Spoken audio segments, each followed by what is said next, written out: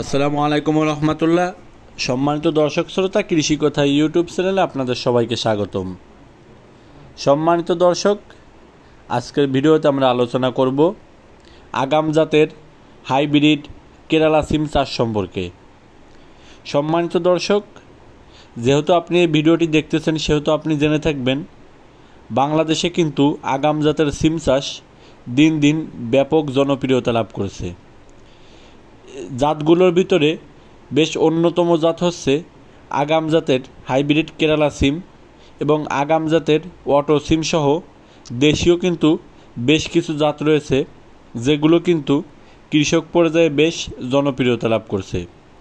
সম্মানিত দর্শক, আগাম জাতের সিম চাষ করা বেশ লাভজনক। চলুন আজকের ভিডিওতে আমরা আগাম জাতের সিম চাষ সম্পর্কে কিছু আলোচনা করি। আগাম জাতের সিমের ক্ষেত্রে অনেকেরই সর্বপ্রথম যে প্রশ্নটি থাকে, সিম চাষের ক্ষেত্রে কি মাচা দিতে হবে কি না। সম্মানিত দর্শক, ছবিতে দেখতে পাচ্ছেন কৃষক ভাইয়েরা কিন্তু আগাম জাতের সিম চাষ করেছে। তারা কিন্তু 3 ফিট বা 4 ফিট সাইজের মাচা ব্যবহার করেছে। আপনারা অবশ্যই ভালো ফলন পেতে হলে আগাম জাতের সিম চাষ করতে হলে মাচা ব্যবহার করতে হবে। মাচা ব্যবহার করার ক্ষেত্রে বাঁশের চটা অথবা আপনি অন্য কোনো জিনিস ব্যবহার করতে পারেন। সাধারণত আমাদের দেশে বাঁশ ব্যবহার করেই মাচা তৈরি করা হয়। আগাম জাতের সিম চাষের ক্ষেত্রে সঠিক জাত নির্বাচন করা সবচাইতে গুরুত্বপূর্ণ। এক্ষেত্রে আপনাকে সাজেশন করব কেরালা সিম অথবা অটো সিম চয়েস করতে। এই দুটি জাত কিন্তু বাংলাদেশের কৃষক পর্যায়ে বেশ জনপ্রিয় এবং এর ফলনও অনেক বেশি। এছাড়া আগাম জাতের সিম চাষের ক্ষেত্রে একটা বিষয় লক্ষ্য রাখার চেষ্টা করবেন, সেটি হচ্ছে কীটনাশক বা রাসায়নিক সার ব্যবহার যতটুকু পারা যায় কম করা। রাসায়নিক সার ব্যবহার করলে গাছে অল্প দিন হয়তো অনেক ফলন দিবে, কিন্তু গাছ দীর্ঘদিন ফলন দিবে না। আর আপনি যদি জৈব সার ব্যবহার করতে পারেন সেক্ষেত্রে আপনার গাছ কিন্তু দীর্ঘদিন ফলন দিবে এবং প্রচুর পরিমাণে ফলন দিবে এবং গাছ দীর্ঘজীবী হবে। তাই আপনি যদি দীর্ঘদিন ফলন নিতে চান সেক্ষেত্রে অবশ্যই গাছে জৈব সার ব্যবহার করবেন। আর সিম চাষের ক্ষেত্রে কীটনাশকও পরিমাণে যত কম ব্যবহার করা সম্ভব হয় কম ব্যবহার করবেন।